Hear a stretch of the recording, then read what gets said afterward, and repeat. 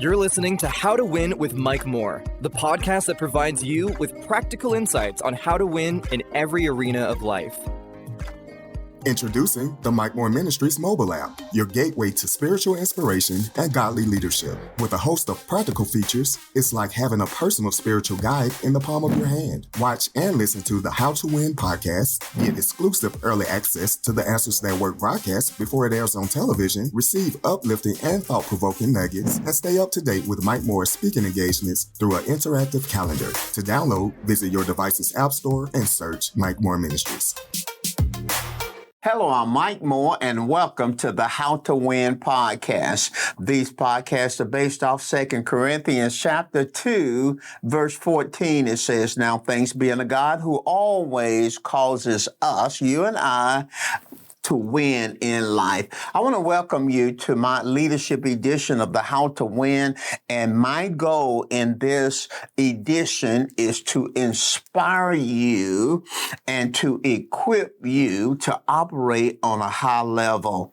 We've been involved in a very powerful series entitled A Leadership Mentality.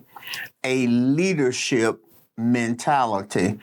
Leadership effectiveness or ineffectiveness is a reflection of the leader's mindset. Did you get that? Leadership effectiveness or ineffectiveness is a reflection of the leader's mindset. This powerful series, the leadership mentality, has 3 parts. Part 1, we entitled Foundation. Part 2, we talked about concepts. And in the third and final part, we're dealing with attitude. And I've divided this part, attitude, into 2 sections. Section 1, the theme of Section 1 is customer service. I bet you never thought of customer service as being an attitude, but it is. It is very important attitude that leaders who get it embrace. So in episode 1, we talk from the subtopic, the laws of business. You can go back on Mike Moore Ministries, YouTube, and listen to that, the laws of business. In our second episode, we talk from the subject, why is great customer service a big deal? Again, you can go back and you can review that. And then thirdly, and that's the episode that we're in today, we're talking from the subject, the leader's behavior drives culture. Say that. The leader's behavior drives culture. Come on, let's say it one more time. The leader's behavior drives culture. Now, let's make that personal. And I believe that I'm speaking to leaders today. Say this. My behavior as a leader drives the culture of my organization. My behavior as a leader drives the culture of my organization. Now, let's deal with this.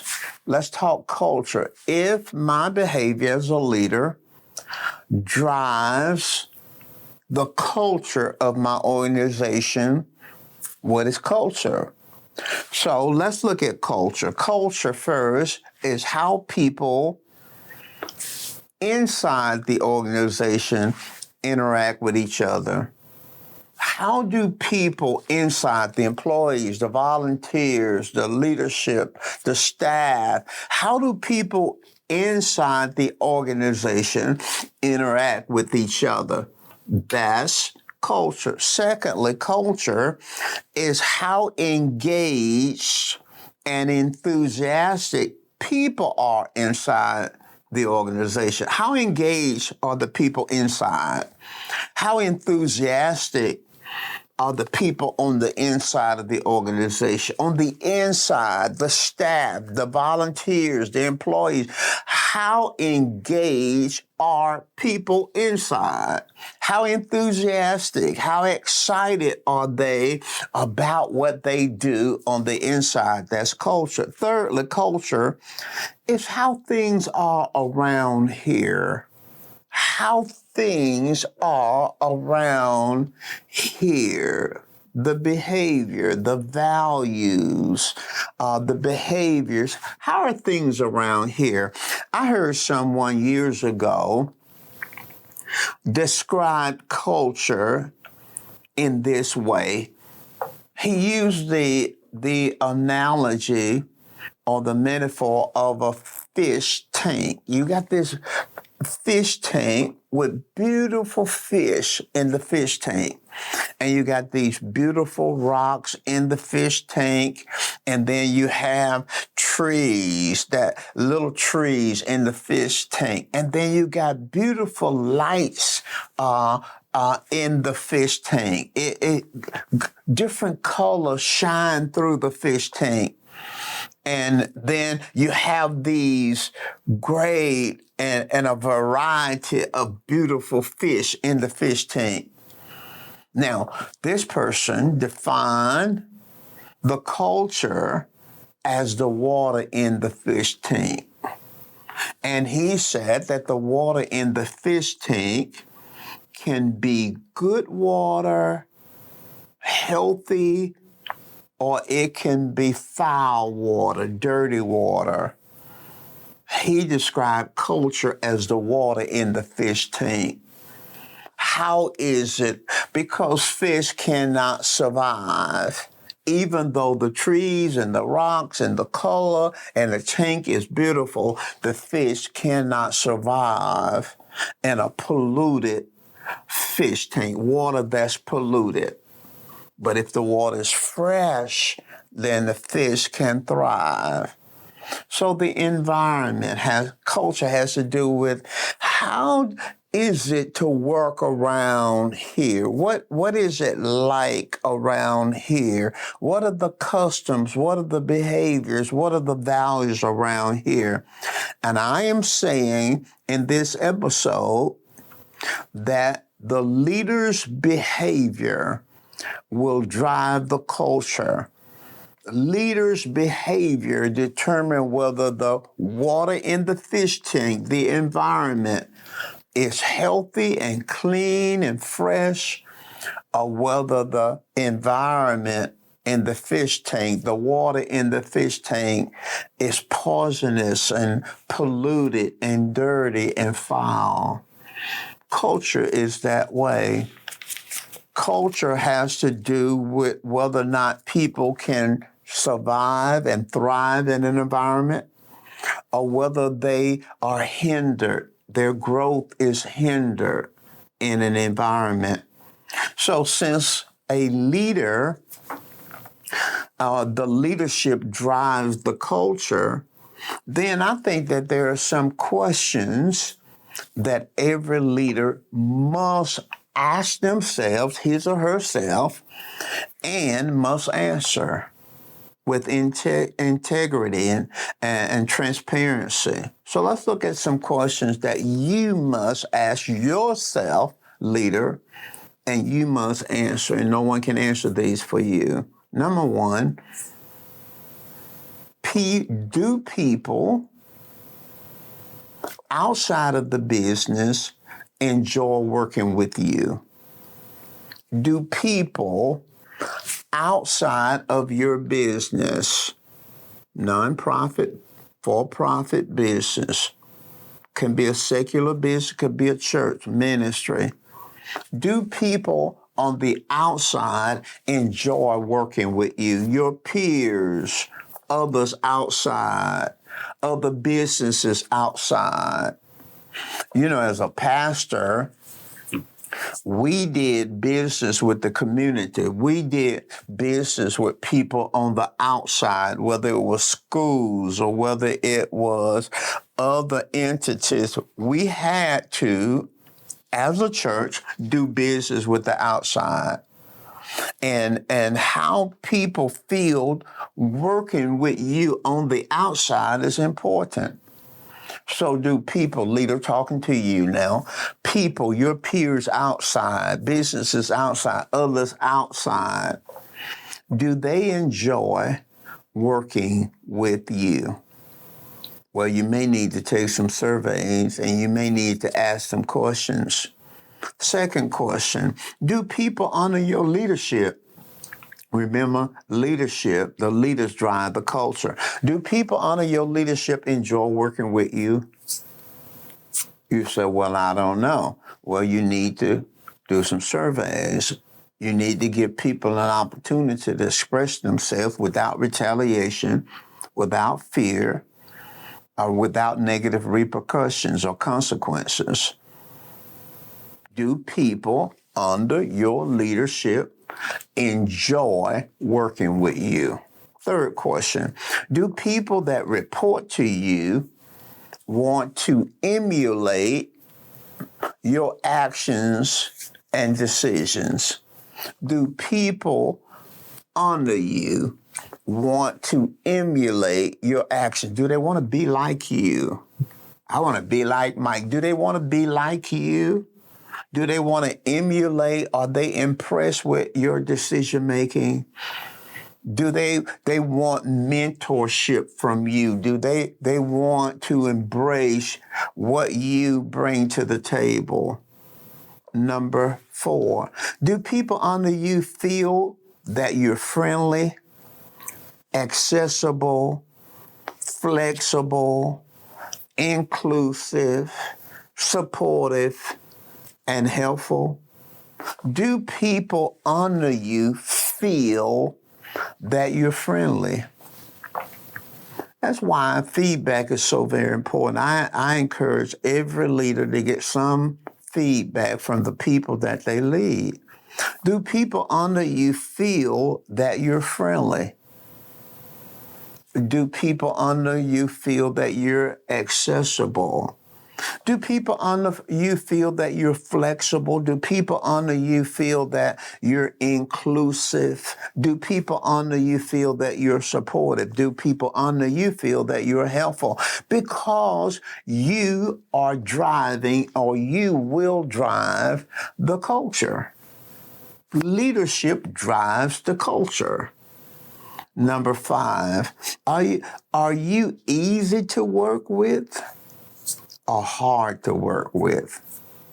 Are you easy to work with or hard to work with?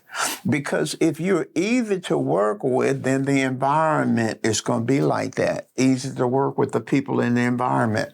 If you're hard to work with, then that's the way the environment. If you're friendly and the leadership is friendly, that's what's the environment. If the leadership is accessible, then that's what the environment is going to be about. If the leadership is inflexible or inflexible, that's what the environment is going to be like. If the leadership is inclusive or exclusive, that's what the environment is going to be like. If the leadership is supportive and helpful, that's what the environment is going to be like in the organization, because the leader's behavior drive the culture.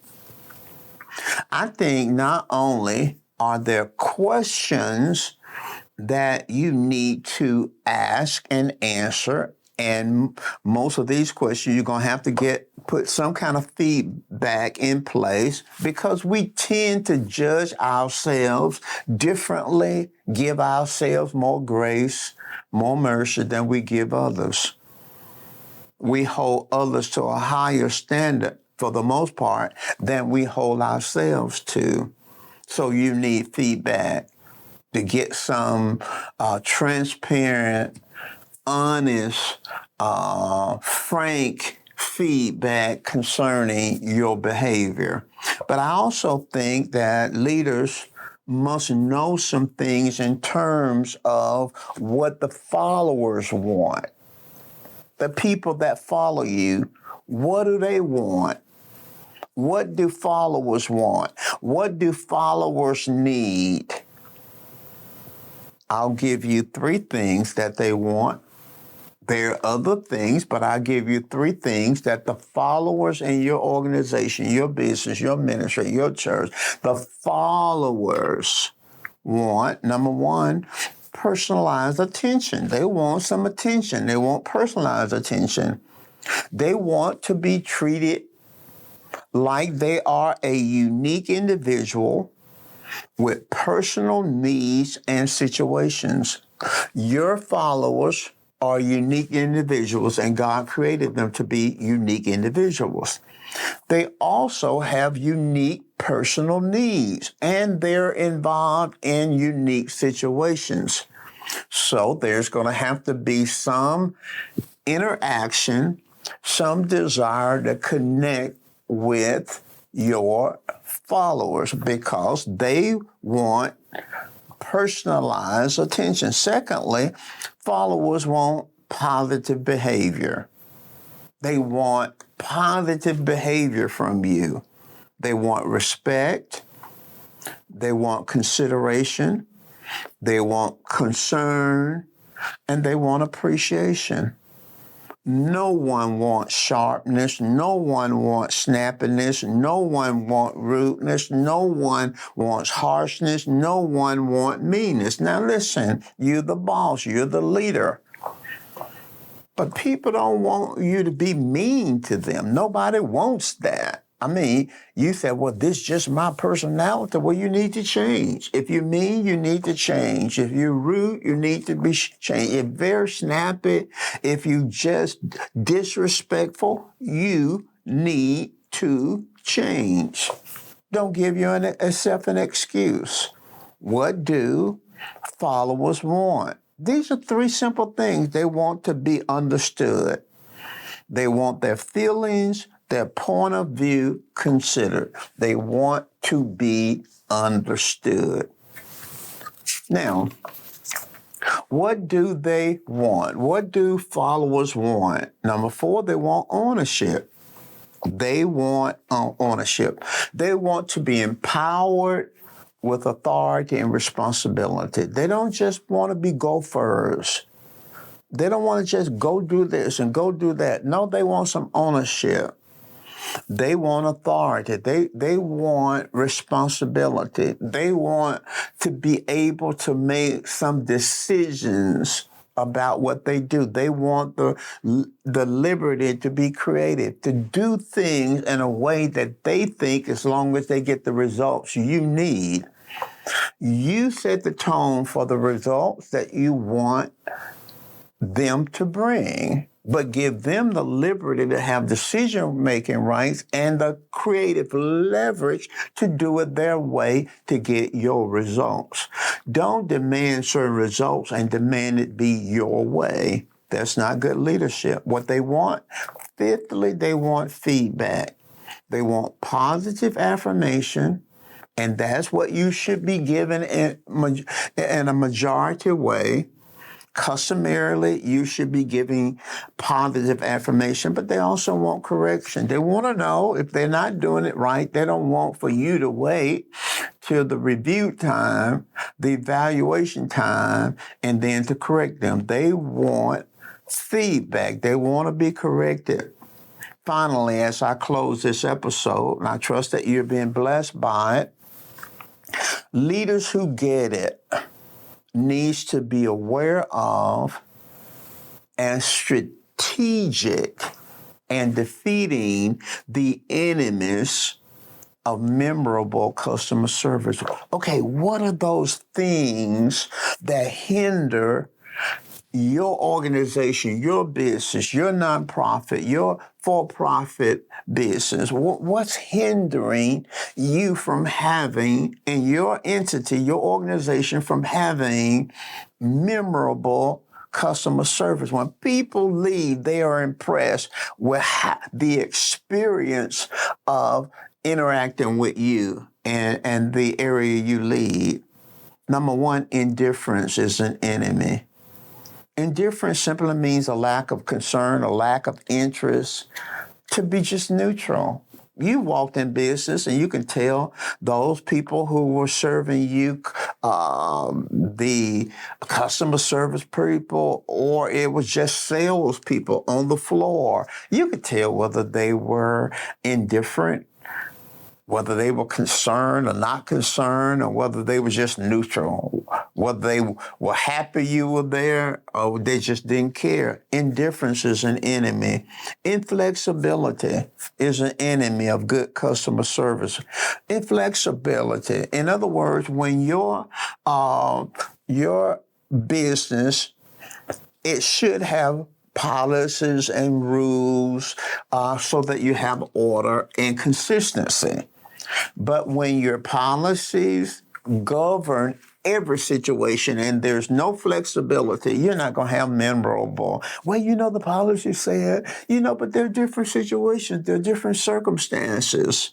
So when you're inflexible, you're not going to have a memorable customer service. If you just got to go by the rule and there's no changes you can make to support this customer, to help this, to make an adjustment, you're not going to have memorable customer service. Defensiveness, taking complaints personally. You got to train your people to not take their complaints personally, because when they take the complaints personally, they're going to come off in a very defensive way, which leads to blame. That's another enemy. Blame is shifting responsibility.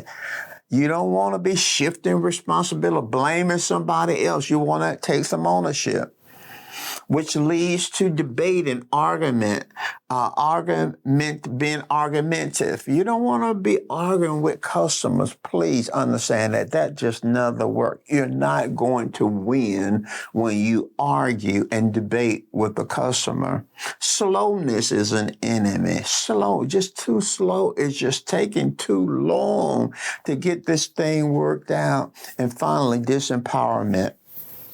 Disempowerment prevents others from having power and authority, influence, and decision-making rights. When you have people that are connected to the customer, maybe you're the boss, maybe you're the owner, maybe whatever you are, you're up in this seat and you're not connected to the customer, then the people who are connected to the customer should and must have some power, some authority, some influence, some ability to make decisions on the floor level, on the customer level. If they have no capacity, no authority, no rights to make decisions, and everything has to go back upstairs and go back to the top, it's going to be slow. You're going to be considered inflexible, and people are not going to hang around with your business if it's super slow. And these people that's connected with the customer can't make any decisions, then you're going to lose out in this area, and you're going to succumb to the enemies of memorable customer service. Listen, I'm out of time. This concludes section 2 of our third part, attitude. And for these 3 episodes, we were talking primarily, the theme primarily was customer service. Now, in our next episode, we're going to begin the second section of attitude, and we're going to talk about kindness. Kindness is an attitude, and it is the currency of great leaders, the currency of great organization. You don't want to miss that. It's going to be a blessing. Listen, I trust that you're growing, you're learning. Please subscribe to my YouTube channel. Please share these podcasts with others. I want you to go back and review them. You can go to Mike Moore Ministries. You go to YouTube. Listen to these podcasts over and over and get it down in your spirit. Share it with someone else. Tell other people about the podcast. Now, listen, I trust you. I pray that you have a successful rest of the week, and I look forward to seeing you next time.